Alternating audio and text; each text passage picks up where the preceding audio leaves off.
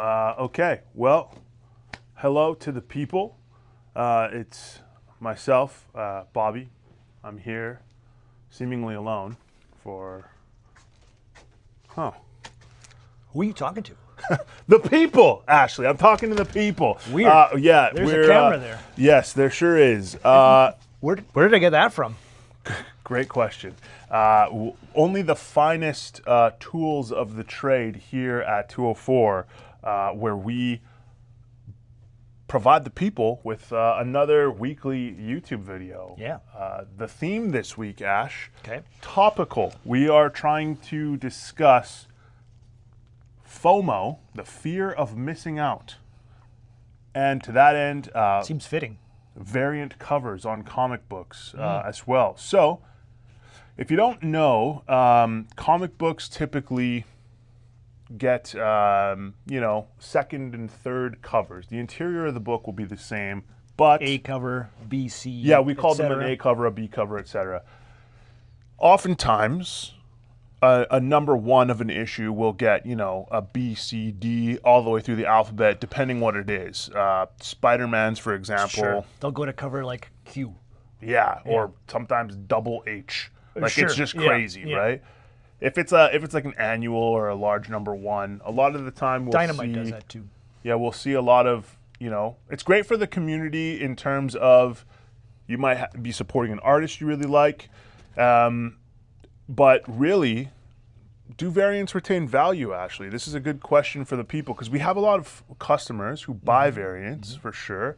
A lot of fans of comics since the 90s have always been checking out variants. Sure.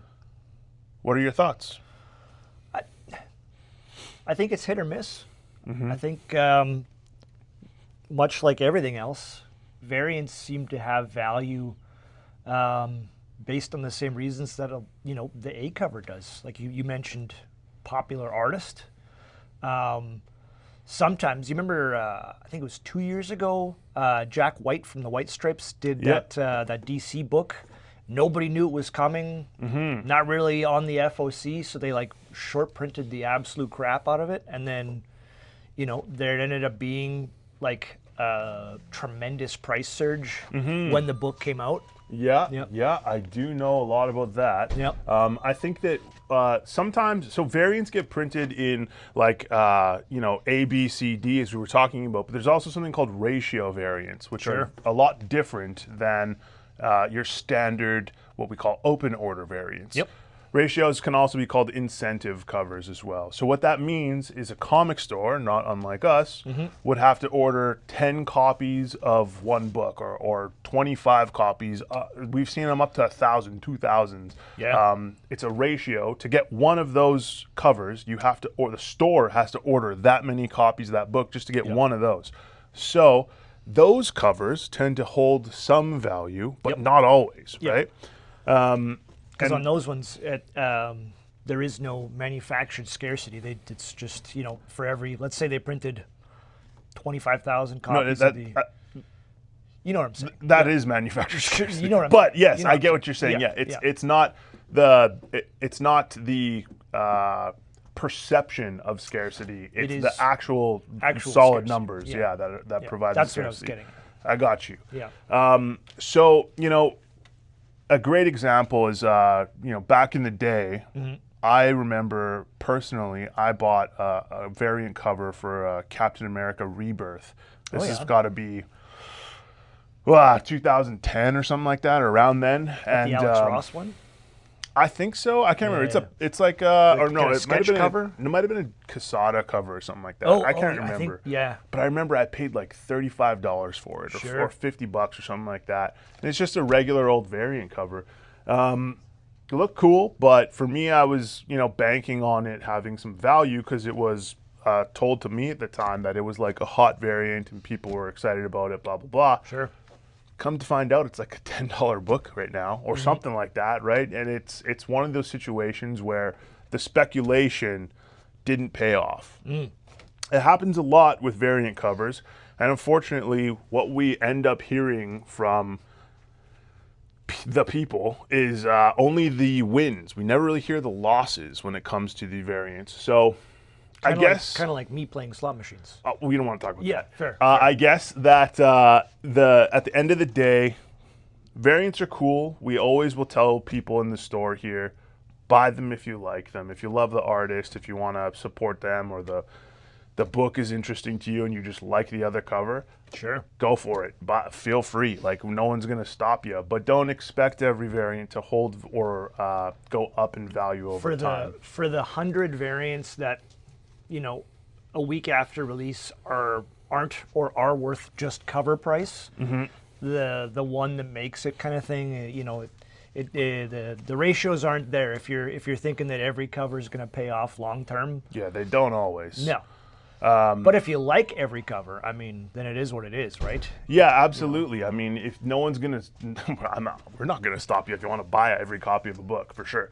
But we definitely do. I don't want to say caution people, because you all got free will. Do what you want. Sure. But Be sure you're into it for the right reasons. Yeah, 100%. Collect what you love, and you'll never have a bad time. Basically, as far as value and the things that you come home with. Sure. And to that end, I suppose it's a great segue into the fear of missing out, the FOMO that we wanted to talk about. Usually goes hand in hand. Yeah, oftentimes. Yeah. So, when we were talking about the ratio variant specifically, a lot of the times there'll be 1 in 15s, 1 in 25s, etc., 1 in 250s. Yep.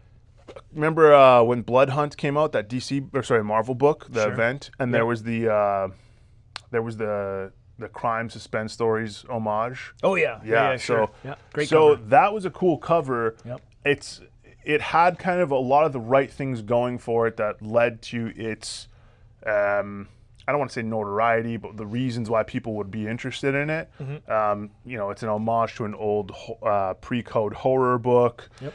It was cool art. It was a red band cover, I think it was too. An uncommon thing to see a superhero missing a head or body in this case on cover. That's the Wolverine one, right? I think it was Thor. I think it's like Sabretooth holding Thor's head or something like that. It's crazy. Oh, I know. I don't remember what it was. But in any case, that book had a big price surge. And what you have to understand about why that book had a price surge is not because of general interest. The average 30-year-old guy coming into the shop wasn't necessarily looking or asking for that cover. It's a lot of comic hobbyists who are pumping up these books by scooping them all up and reselling them online. And we're talking about manufactured scarcity. It's manufactured hype, essentially. Yeah.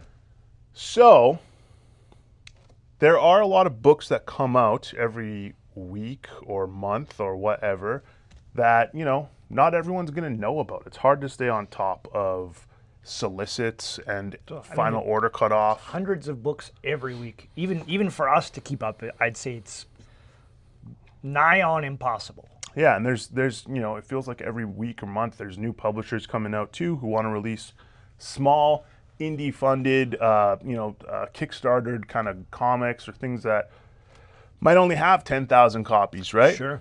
Well, we fall victim to this. I mean, not victim, but we fall to the same thing of, I think that this book's going to be hot. I should order extras. Yeah. And then, they end up sitting on the shelf until the end of time. Exactly.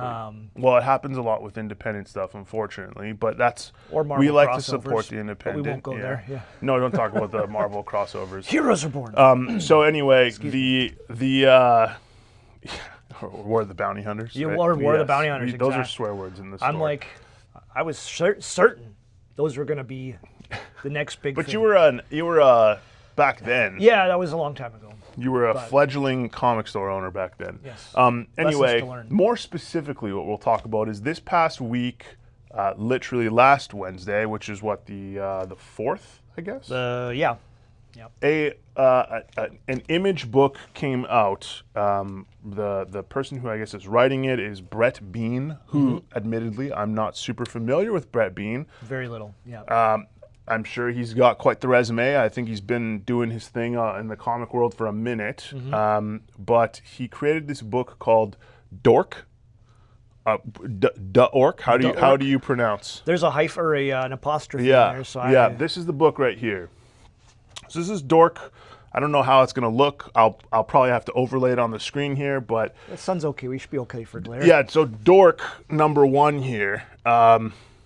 This book came out, and the solicits for this book were coming out way back in at least November. I looked in my emails yesterday and saw November 25th, I think was the one I got from Image that said, hey, even Robert Kirkman thinks this is going to be a cool book. Like, don't sleep on it, blah, blah, blah. The Walking Dead man. Yeah, the Walking Dead and Invincible creator himself. Yeah. So not a lot of people ordered this book because not everyone gets these solicits from, Image or whatever. And as you and I know, not everyone's pulling through, League of Comic Geeks or whatever service they use to read every solicit. I think it's supposed to be like a fantasy book that's supposed to be pretty funny. It's about a half orc, half dwarf. That's where the dork comes from. Yeah. But this book, how many copies did we order to the store? Was it 10? It's 10 or 15. It was low. Low. At FOC, there was, I think, 1 or 2 people pulling it. And I'm like, man, looks kind of fun. I'll order whatever it was, 10 or 15. Sure. Yeah. And Image, they're usually really good to us. So we had, the ability to order these. A lot of people ordered this book, add it to their pull lists late. I think we only had 2 copies go to the shelf, right? Something like that. Yep. Long story short, this book is like the hottest thing since, by the end of Wednesday, we probably had 25 phone calls for it. Yeah, and even still, the last few days, we've had people asking, hey, do you have Dork? Do you have Dork? The second printing of this book actually just was on final order cutoff this past weekend. Yep. And same thing. It is people are still asking about that. Mm-hmm. No one could tell me if I threw a rock into a room of all the people who bought this book. Mm-hmm. I don't think very many of them will be able to tell me what it's actually about or a sentence from the book. And probably never opened it. Yeah, this is where the FOMO thing comes in. This book, I believe, is reaching record highs for new comics. I think last time I looked, it was selling for 120 Canadian dollars, which is outrageous for a $3.99 cover price comic within a few days of it coming out. Yeah. I don't believe this book is being pumped up because of, Absolute Batman. It has widespread general appeal. Everyone knows who Batman is. It's a great jumping on point. It has all these things going for it. Mm-hmm. This particular book, in my opinion, and you could tell me if you think I'm wrong, is being pumped up by just a lot of guys feeling like they missed out on something that is scarce or has limited quantities. So, do you have any other thoughts on it, Ash? No, I think, like I said, I think that the kind of similar reasons. It's I'm sure the story's fun. Yeah, I'm sure it's a great book. It looks cool. The art's fun. Yeah, but as far as does it have legs? Is it a flash in the pan? Probably. I mean, who knows, right? It could, if it goes on to spawn a multi-million-dollar franchise and Spawn Image. Yeah, see what you did there. Unintentional. Yeah. If it spawns this big franchise and it becomes this whole thing, hats off to Brett Bean and fantastic work there. Yeah. But at the same token, if you are a person who is sitting there watching this book climb and climb and climb every day and thinking you missed the boat, wait till the trade paperback comes out. And it's Image, so the volume 1 of the trade will be like $12. Yeah. And if you really feel that this is a book worth investing in and you want to spend the money, there's nothing wrong with that either. No. In fact, that's speculating is a very big part of the comic book game. Sure. But just also exercise caution. Yeah, consider that, much like gambling, spend what you're able to and be smart about knowing when you're buying something because of FOMO or you're buying something because it's still got room to grow. Mm-hmm. A lot of the people who are jumping onto this book at the $120 and up price point, in my experience, I would say you're getting in past you're getting in too late because I don't think it's going to go up anymore, but I would love to be wrong. Think of it you personally, think of your favorite comic book. Sure. If you could maintain that knowledge of it being your favorite, and then go back in time to when that book was released, would you pay $120 for it? Yeah, no, I would want to get it when it was $3.99. That's what I'm saying. Right? You know, it's so, like, and if that's too much of a gamble or risk for you, if you don't think it's going to keep climbing and you're not a reseller, then just hold off until you can read it in you know, a trade paperback or something like that. FOMO drives a lot of the secondary market of comics. To say that it doesn't would just be a bold-faced lie. Sure. It's pretty much the backbone of the collector market at this point. So there's nothing wrong with it, except that, you know, let's just call a spade here. Let's just say people buy this book because it's, you know, there's a lot of FOMO involved. Yeah, we haven't had a single person come in and tell us that was the best story they've ever read. Yeah. Or no one said it's funny. No one said, hey, Yeah. I love Brett Bean's work. Oh, you know, Jean-Francois Beaulieu. I apologize if I pronounced that wrong. No one has said anything about this creator. Nate Picos. No one has said anything about Nate there either. So I personally believe this is a situation where the secondary market is going crazy because they were all late to know about a comic book that, you know, they forgot to order essentially and are blowing it up. Not to discredit the work.